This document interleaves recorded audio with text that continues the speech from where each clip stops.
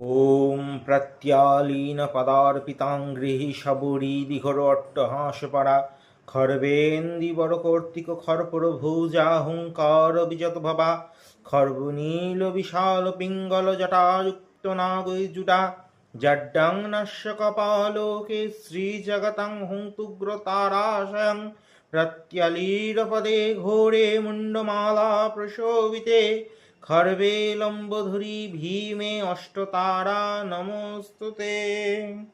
জয় মা তারা।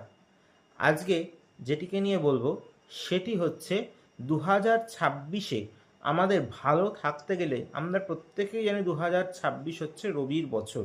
সেই বছরে কিন্তু শনি যে প্ল্যানেটটি কিন্তু থাকছে হচ্ছে কোথায় না তার মীন রাশির ঘরে, এবং তার সঙ্গে কিন্তু সে যে মার্গী অবস্থায় অবস্থান করবে কিন্তু সারাটি বছর। সুতরাং এই যে এই বছরটিতে রবির বছর হওয়া এবং শনি যেহেতু মার্গী অবস্থায় অবস্থান করবে, আমরা কিন্তু মেষ রাশির যে সমস্ত জাতক বা জাতিকারা আছেন তাদেরকে অবশ্যই বলবো প্রত্যেকটি দিন সূর্যদেবকে অর্ঘ্য নিবেদন করুন, এবং পারলে একটি তামার পাত্রে সারা রাত্রি জল রেখে দিয়ে সেই জলটিকে কিন্তু সারাদিন একটু একটু করে কোনো জলের সঙ্গে পান করতে থাকুন। অবশ্যই আপনার জীবনে পজিটিভ রেজাল্ট নিয়ে আসবে হচ্ছে এই উপাচার। আরও কি করবেন, অবশ্যই কিন্তু এই নতুন বছর 2026 রবির বছর হওয়ার জন্য এই বছরের কিন্তু ইষ্ট দেবতা হচ্ছেন স্বয়ং ভগবান শ্রী বিষ্ণু, এবং শ্রী বিষ্ণুর আরাধনা করুন।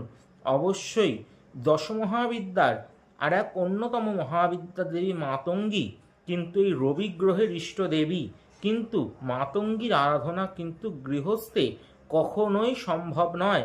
সেই জন্যই কিন্তু আপনাদের হিতার্থে আমি কিন্তু 25শে জানুয়ারি মাতঙ্গী নবরাত্রিরে এই অষ্টমীর যে মহানিশীতে তারাপীঠ মহাশ্মশানে বিশেষ ক্রিয়া করে থাকব।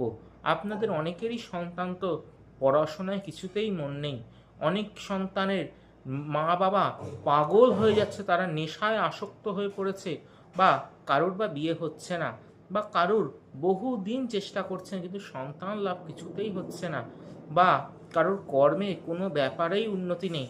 কিন্তু একমাত্র মাতঙ্গী যেই দেবী, তার বছর যেহেতু এই 2026, সেই মাতঙ্গী নবরাত্রিকে যদি আপনারা কাজে লাগাতে পারেন, আপনারা যদি নিজেদের সমস্যাগুলিকে মুক্ত করতে চান, অবশ্যই যোগাযোগ করুন। কারণ আমি একমাত্র বিরল যে তারা